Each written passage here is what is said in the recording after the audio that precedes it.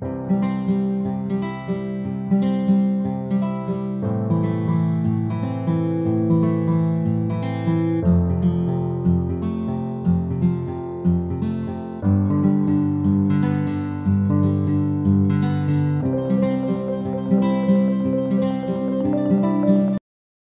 semuanya, ketemu lagi dengan aku. Kali ini aku akan membahas sedikit cerita mistis soal naik transportasi umum. Sebelum berlanjut, jangan lupa subscribe ya. Terima kasih.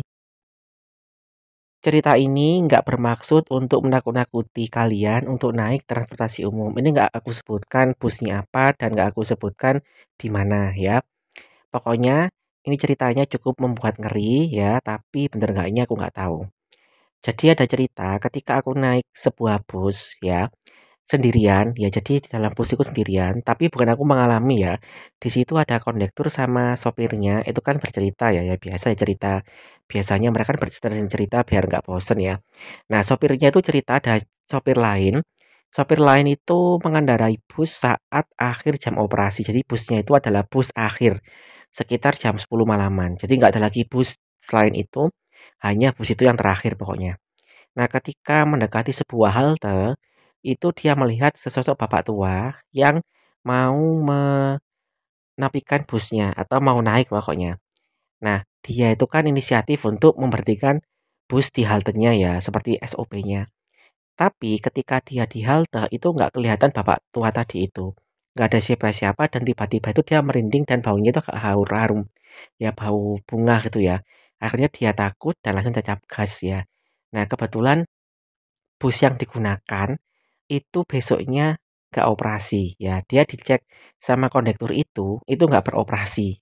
Nah dari situ kan agak takut ya, tapi bener atau enggaknya ini aku nggak tahu karena aku denger dari sopir sama kondektur yang sedang bercerita, seperti itu.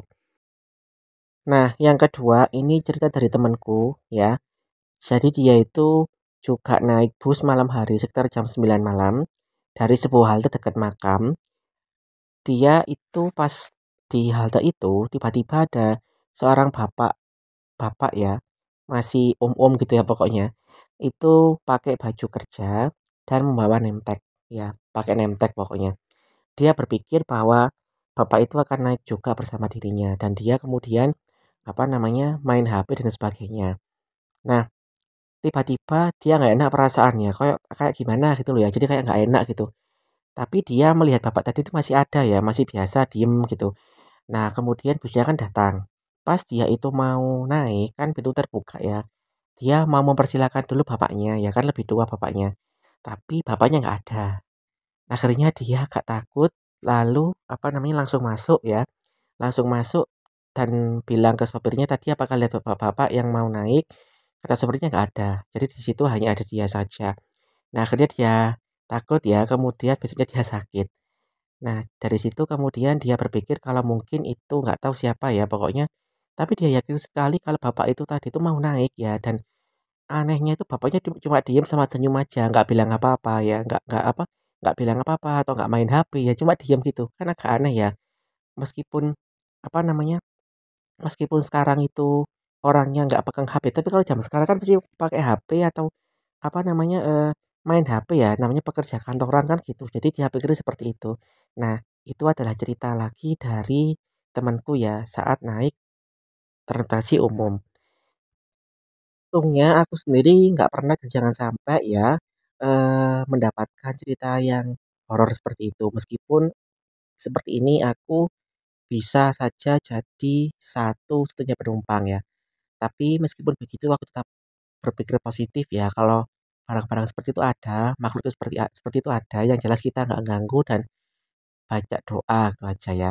Kalau aku sendiri tuh malah takut yang pertama itu begal ya, begal atau orang yang jahat atau ODGJ yang ngawur ya. Jadi aku pernah dapat pengalaman gak enak ketika mau naik wirawiri di sebuah halte, bukan halte sih kayak bus stop gitu ya, yang belum ada bangunan haltenya. Itu aku di situ berdiri ya. Nah, kemudian ada seorang ODGJ itu mendatangiku, dia bawa pring gitu loh, bawa pring atau bambu. Ya aku kan takut ya, meskipun dia nggak nyerang, tapi kan ya gak takut juga namanya orang OTGJ kan ya. Akhirnya aku lari, lari ke Indomaret ya. Di situ ada Indomaret, ya beli apa gitu. Habis itu pas, apa namanya, wirawirinya datang, itu masih di sana ODGJ-nya. Waduh, nggak pergi-pergi ya.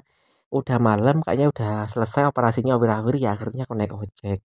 Ya jadi itu yang aku takutkan ketika naik transportasi umum saat malam hari. Lebih takutnya itu ke apa? Ke tindak kejahatan ya, apalagi kalau naiknya dari halte yang sepi gitu ya. Kalau di sekitar Surabaya Barat kan banyak yang sepi halte-haltenya itu ya. Jadi kadang itu kalau pas aku mau naik, aku lihat dulu kondisinya apakah sepi atau enggak. Kalau misalkan sepi, aku ke tempat ramai dulu kayak di minimarket ya. Baru tak cek dulu posisinya, posisi dari wirawirinya. Kalau udah deket, ya udah aku mendekati haltenya. Tapi kalau kalau pas jauh, ya mending aku tunggu dulu ya, seperti itu. Kalau kalian sendiri apakah pernah mengalami hal mistis ketika naik transportasi umum? Ya, silakan kalian komentar ya. Tapi kalau aku sendiri seperti ini kan aku sendirian ya di dalam wirawiri. Nah, ini aku nggak terlalu takut karena selain ramai jalannya, biasanya kondekturnya itu bercerita ya biar nggak bosen. Jadi aku ngomong-ngomong ngobrol atau apapun biar nggak bosen, biar nggak sepi ya. Yang untungnya nggak ada sih perlakuan, apa, maksudnya nggak ada hal yang mistis seperti ini ya. Jadi biasanya ngobrol ya atau mendengarkan musik ya, atau misalkan ngedit video, jadinya nggak terlalu takut. Tapi meskipun begitu, kalau kalian itu naik dari halte yang sepi ya, usahakan kalian tidak sendirian, yang pertama. Yang kedua, itu cari tempat yang ramai di sekitar situ sambil menunggu armadanya itu dekat ya. Misal dekatnya warkop, dekatnya restoran, atau dekatnya apa namanya minimarket ya. Itu cari di situ ya. Kalau misalkan masih jauh ya tunggu di situ dulu. Kalau udah dekat ya silakan mendekati dari halte tersebut. Dengan cara seperti itu kita bisa meminimalisasi tindak kejahatan ya. Karena sekali lagi aku lebih takut untuk terkena tindak kejahatan dibandingkan bertemu sama makhluk gaib ya yang seperti ceritaku tadi. Oke, sekian dulu video dari aku untuk cerita ini. Jadi jangan sampai kalian takut ya, ini hanya cerita saja. Sampai jumpa pada video selanjutnya. Terima kasih.